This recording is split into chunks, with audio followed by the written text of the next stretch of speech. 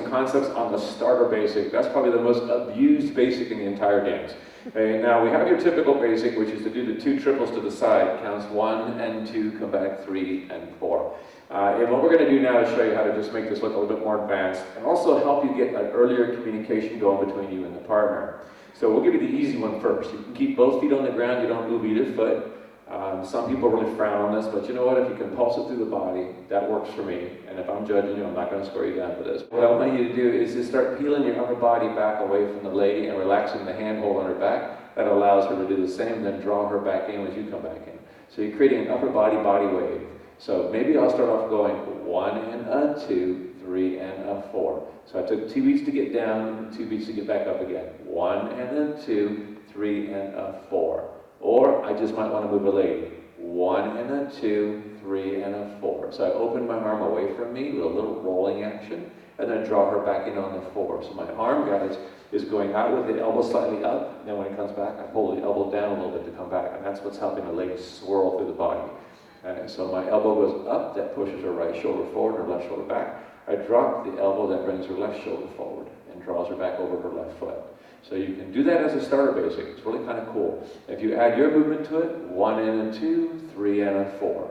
If you add steps to it, 1 and a 2, 3 and a 4. Then you've got the whole package if you want to do everything. But when you learn it by just isolating. Okay, the second option is to do your triples in 2 what we call spring anchors.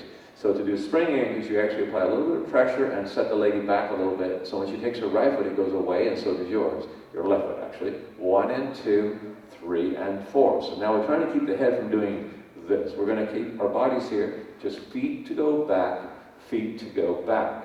Very cool. Feels really nice. I know that I got a good connection with her when I feel her doing it with me.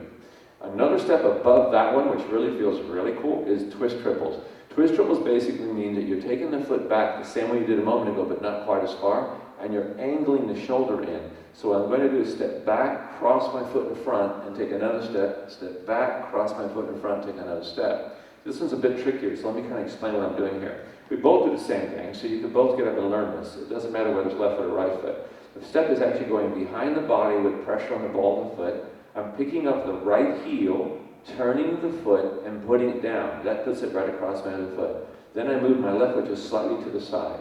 Then I do the same with the other foot. Put it behind just slightly, raise, turn, and lower the other foot, and then put it to the side. So at speed, it's 1 and 2, 3 and 4. If you add the action of the hips a little bit, then you have 1 and 2, 3 and 4.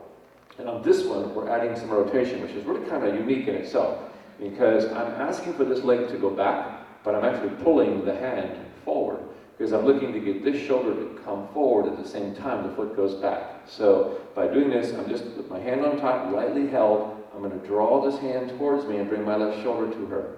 So I'm releasing my right side and just getting this action. So you might want to practice this first. And if you notice, the knee that is closer to the partner right now would be my right knee and her left knee. And by doing that, I'm freeing the foot up so it can move. So that's the action we're looking at on top. Now if we add the step to that, she's going to take a step back. At the same time, I pull that forward.